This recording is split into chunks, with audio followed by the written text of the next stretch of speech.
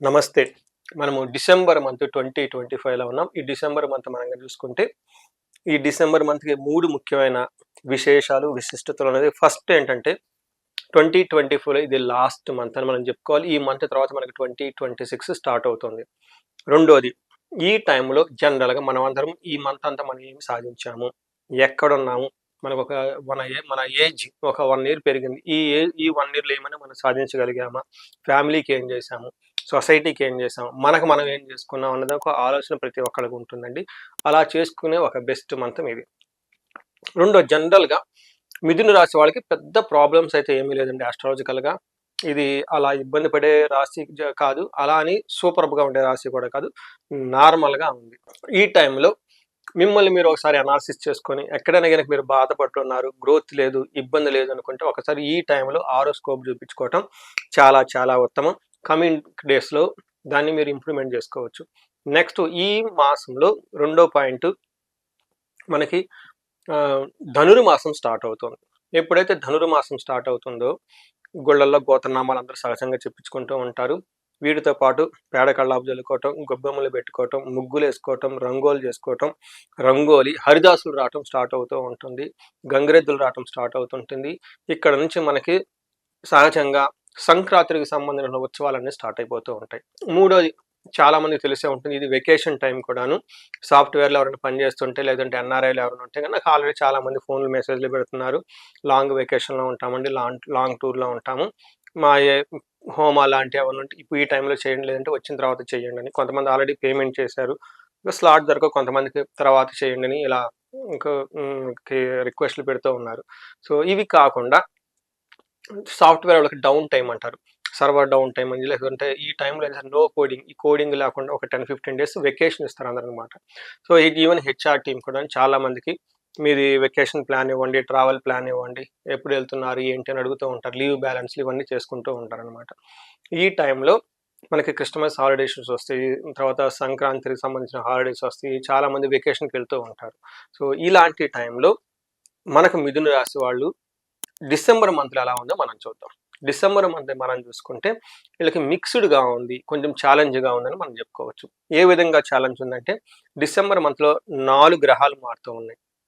ఈ 4 గ్రహాల్లో ప్రతి గ్రహం కూడాను మీకు ఆపోజిట్ అంటే ఇబ్బంది పెట్టే విధంగా ఉందని గమనించుకొని కొంచెం జాగ్రత్తగా ఉండటం ఎంతైనా అవసరం.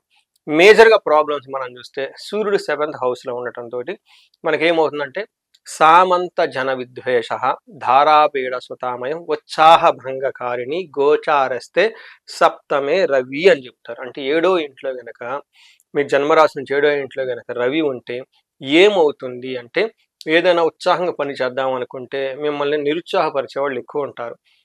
తర్వాత సామంత జన విద్వేష, మీ కింద ఉన్న ఎంప్లాయీస్ కానివ్వండి, మీరు బిజినెస్ పీపుల్ అనుకోండి, మీ కింద పనిచేసే లేదంటే మీరు సి లెవెల్ ఎగ్జిక్యూటివ్, లేదంటే మిడ్ లెవెల్ ఎగ్జిక్యూటివ్, కార్పొరేట్లో పనిచేస్తుంటే మీ కింద ఉన్న టీం మిమ్మల్ని ఇబ్బంది పెట్టే అవకాశం ఎక్కువగా ఉంటుంది. ధారాపీడ సుతామయం ఈ టైంలో స్పౌజ్ నుంచి కానివ్వండి, తర్వాత పిల్లలకి కొంచెం ఇబ్బందులు పెట్టే సంతానానికి అనారోగ్యం వచ్చే అవకాశం ఎక్కువగా ఉంటుందని చెప్తూ ఉంటాడు.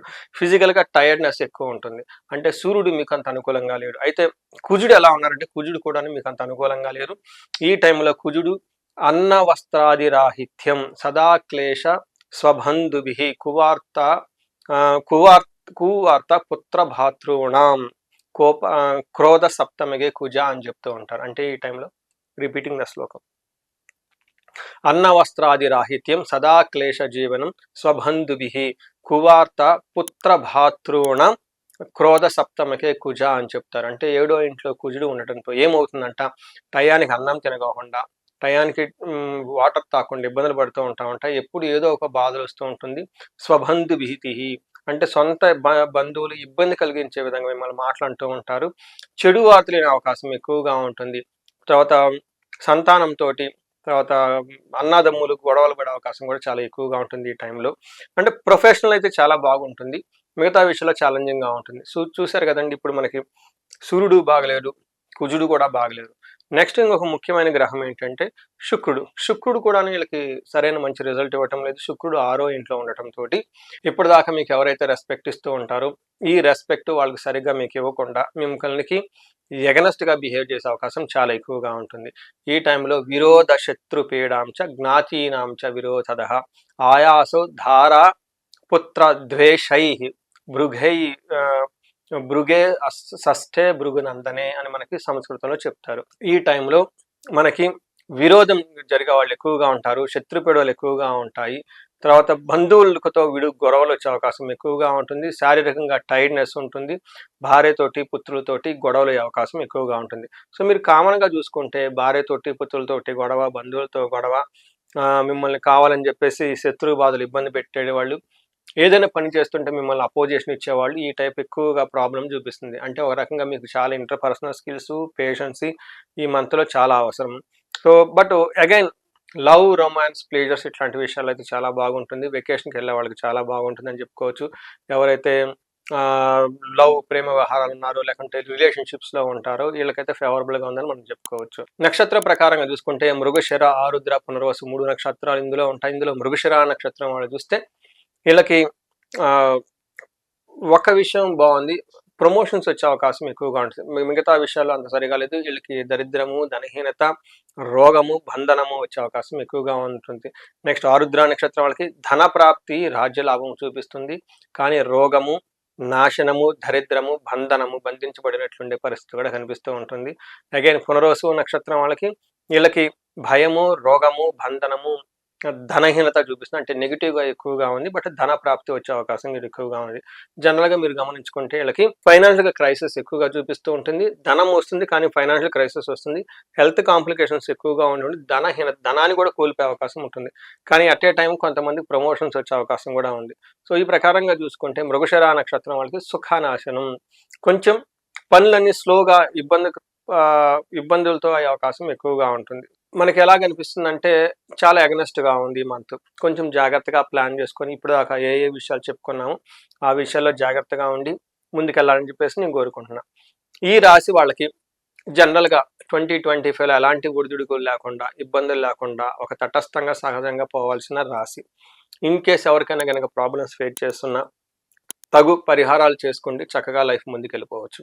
ఈ టైంలో ఎవరికైనా కార్యజయం కావాలనుకుంటే మన్యు పాశుపత అభిషేకం చేయించుకోండి. అట్లీస్ట్ మహాన్యాసంతో ఇంట్లో రుద్రాభిషేకం 2 బ్రాహ్మణుని పురోహితులను చక్కగా పిలుచుకొని వాళ్ళ చేత చేయించుకోండి. వేద ఆశీర్వాదం ఇప్పించుకోండి. ఎవరైతే పెళ్లి కాకుండా ఇబ్బంది పడుతున్నారో వీళ్ళు విశ్వావసు గంధర్వరాజ విశేష హోమం చేయించుకున్న, భార్యాభర్తల మధ్య గొడవలు పడుతుంటే అన్యోన్య దాంపత్య పాశుపత అభిషేకం చేయించుకున్న, ధనానికి ఇబ్బంది పడుతుంటే కుబేర పాశుపతము లేదంటే స్వర్ణలక్ష్మి విశేష హోమం చేయించుకున్న చాలా చక్కగా ఉంటుంది. కొంతమంది క్లయింట్స్కి లాస్ట్ మంత్లో నేను అమృత మృత్యుంజయ పాశుపత అభిషేకము లేదా విశేషమైన హోమం, కొంతమంది సీరియస్గా పేషెంట్స్ ఉన్నవాళ్ళు యుఎస్ నుంచి, ఇండియా నుంచి ఫోన్ చేస్తుంటే వాళ్ళకి 1,00,000 సార్లు అమృత మృత్యుంజయ పాశుపత మంత్రాన్ని జపం చేయించడము, అభిషేకాలు చేయించడం, ఇవన్నీ విశేష పూజలన్నీ చేయడం జరిగింది. ఎలాంటి సమస్య అయినా సరే ఈ రాశి వాళ్ళు ఉంటే ఒక్కసారి కాల్ చేసి కన్సల్టేషన్ తీసుకోండి. మీది ప్రాబ్లం క్లారిటీగా ఉండి, డీప్ రూటెడ్ ప్రాబ్లంగా ఉండి, తర్వాత దానికి సంబంధించిన గ్రహం సంబంధించిన దోషం ఎక్కువగా ఉంటే ఆ దోషాన్ని తగిన విధంగా మన పరిహారాలు కూడా చేసుకుంటే చక్కగా మీ యొక్క సమస్యలన్నీ పోయి జీవితం 10 రెట్లు ముందుకెళ్ళే అవకాశం ఎక్కువగా ఉంటుంది. ఈ రాశి వాళ్ళకి మీకు అష్టైశ్వర్యాలు కలగాలని, భోగభాగ్యాలను కలగాలని చెప్పేసి నేను కోరుకుంటున్నాను. నమస్తే.